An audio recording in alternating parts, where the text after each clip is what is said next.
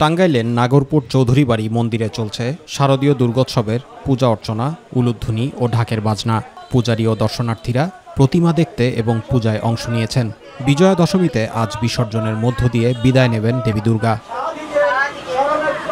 পূজারীরা জানান তারা ৫৫ বছর ধরে এখানে পূজা করছেন। পাশে মসজিদ ও মন্দির, এতে তাদের কোনো সমস্যা হয় না। আরও জানা যায়, মুসলিম ধর্মের মানুষ তাদের সর্বোচ্চ সহযোগিতা করে। নির্ধারিত সময়ের মধ্যে আজান শুরু হওয়ার আগেই ঢাকঢোল, মাইক ও বক্সের বাজনা বন্ধ করে দেওয়া হয়। নামাজ শেষ হওয়ার কিছুক্ষণ পর আবার বেজে ওঠে মন্দিরের ঢাকঢোলের বাজনা। যখন আপনাদের আজান হয় তখন তাদের সম্মান করে আমাদের এখানে বন্ধ রাখা তাদের কার্যক্রম শুরু হয়।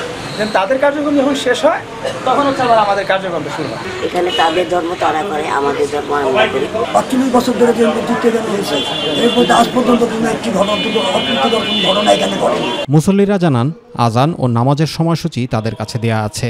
নামাজে যাতে কোনো অসুবিধা না হয় সেদিকে লক্ষ্য রাখেন তারা। নামাজের সময় মুসল্লিরা নামাজ পড়ছে, এখানে হিন্দু ভাইদের পূজার সময় তারা পূজা চলছে, এক অপরের সাথে কোনো ভেদাভেদ নাই। এদের সাথে আমাদের এ ব্যাপারে কোনো সময় কোনো রকম ঝগড়া বিবাদ বা কোনো রকম কথা কাটাকাটি হয় নাই। এখানে শান্তিপূর্ণভাবে সকলের ধর্ম পালন করতে পারে। বাংলাদেশ একটি সাম্প্রদায়িক সম্প্রীতির দেশ। এর একটা উজ্জ্বল দৃষ্টান্ত এই চৌধুরী বাড়ি। বিগত বছরের মতো এবছর সুষ্ঠু ও শান্তিপূর্ণভাবে পূজা উদযাপিত হচ্ছে বলে জানান টাঙ্গাইল পুলিশ সুপার।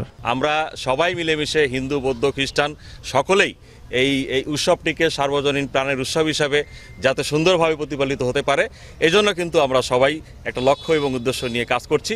এই চৌধুরী বাড়িতে ৯২ বছর আগে বাংলা ১৩৩৯ সালে ওঝা ঠাকুর ও হরনাথ স্মৃতি কেন্দ্রীয় দুর্গা মন্দির প্রতিষ্ঠিত করে শ্রী পরেশচন্দ্র ও শৈলেশচন্দ্র দাসও।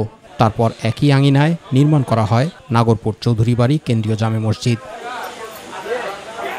জুবায়ের রহমান, মাই টিভি নিউজ।